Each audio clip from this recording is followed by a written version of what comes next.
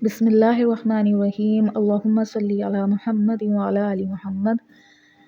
السلام علیکم ورحمۃ اللہ۔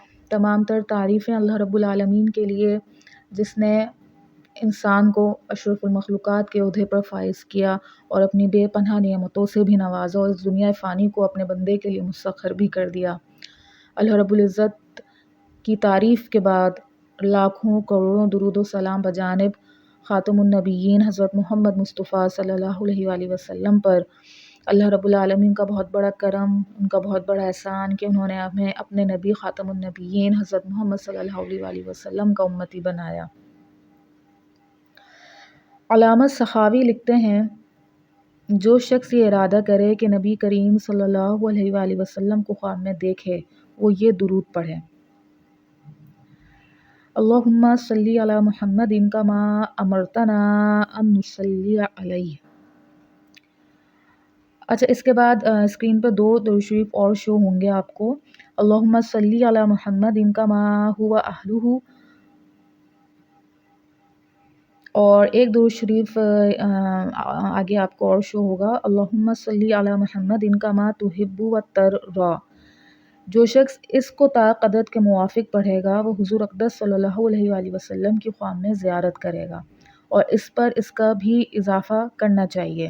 ان دو درود شریف کے بعد ابھی آپ کو اگلی سلائیڈ میں ایک اور درود شریف لکھا ہوا نظر آئے گا۔ تو اللہم صلی علی محمد فی الارواح، اللہم صلی علی جسد محمد فی الاجساد، اللہم صلی علی قبر محمد فی القبور۔ حضرت تھانوی نور اللہ مرقدہ زاد السعید میں تحریر فرماتے ہیں کہ سب سے زیادہ لذیذ تر اور شیریں تر خاصیت درود شریف کی یہ ہے کہ اس کی بدولت عشاق کو خواب میں حضور پر نور خاتم النبیین حضرت محمد مصطفیٰ صلی اللہ علیہ وآلہ وسلم کی دولت زیارت میسر ہوئی ہے۔ باعث درودوں کو بالخصوص بزرگوں نے آزمایا ہے۔